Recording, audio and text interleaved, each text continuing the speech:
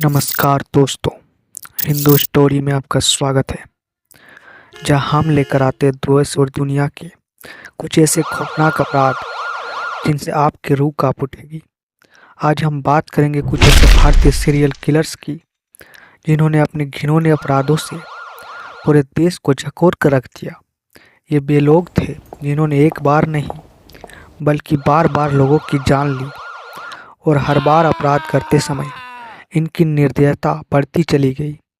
ये कहानियाँ सिर्फ खून और हिंसा की नहीं है, बल्कि मानव स्वभाव की काली सच्चाई को भी उजागर करती है। तो आइए जानते हैं इन कातिलों की दहशत भरी कहानियाँ। साल 2005, निठारी गांव, नोएडा के पास। जब इलाके में कई बच्चे और महिलाएं गायब होने लगी, तो पुलिस ने इस मामले की तहकीकात शुरू की।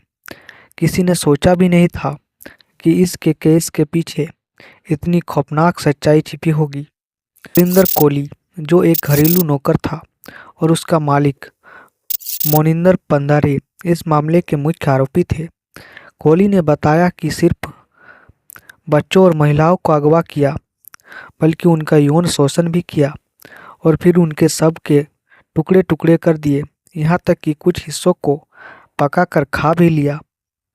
यह मामला इतना भयानक था कि जब पुलिस ने उसके घर के पास खुदाई की, तो वहां से कई शवों के अवशेष मिले। इस घटना ने पूरे देश को झोंकर को रख दिया। कोर्ट ने सुरिंदर कोली की मौत की सजा सुनाई, जबकि मोनिंदर पंदारे को सबूतों के अभाव के कारण बाइज्जत बरी कर दिया। लेकिन निठारी कांड की यह कहानी आज भी हर किसी के दिल में डर पैदा कर देती है। ऐसे ही एक कहानी है तमिलनाडु में 1980 के दशक में चेन्नई के आसपास ऑटो शंकर के नाम से मशहूर गैंगस्टर और सीरियल किलर का आतंक का छाया हुआ था। उसका असली नाम था गुन्नू श्रीधरन, लेकिन उसे ऑटो शंकर के नाम से जाने लगा क्योंकि वह लोगों को अपने ऑटो में बिठा कर ले जाता और फिर उसका बेरहमी से कत्ल कर देता था।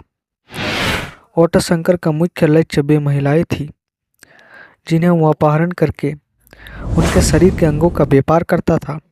साथ ही उसे कई युवा पुरुषों के कत्ल का दोषी पाया गया। 1990 में उसे पकड़ा गया और कोर्ट ने उसे फांसी की सजा सुनाई। चेन्नई के लोग आज भी उसके नाम से कांपते हैं और उसकी कहानी ने कई फिल्म और टीवी शो में अपनी जगह बना ली।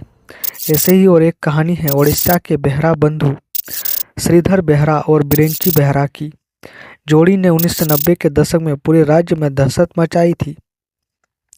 ये दोनों भाई शिकार के बहाने जंगल में जाकर लोगों को अगवा कर लेते थे और फिर उन्हें बेरहमी से मार डालते थे। सबसे डरावनी बात यह थी कि वे अपने शिकारों के शव को जंगल में छोड़कर चले जाते थे, जिससे जानवर उन्हें खा ले जाते थे और सबूत मिट जाते थे। इनकी गिरफ्तारी तब हुई जब पुलिस ने एक ग्रामीण की सूचना पर जंगल में घात लगाकर इन दोनों भाइयों को पकड़ लिया। बाद में इन दोनों भाइयों को कई हत्याओं का दोषी पाया गया और उन्हें सजा सुनाई गई। ऐसे ही एक कहानी है साइकोलॉजिकल तौर पर सबसे खौफनाक भारतीय सीरियल किलर में से एक था साइनाइड मोहन। 2000 के दशक में कर्नाटक के कई जिलों में मोहन का आतंक छाया हुआ था।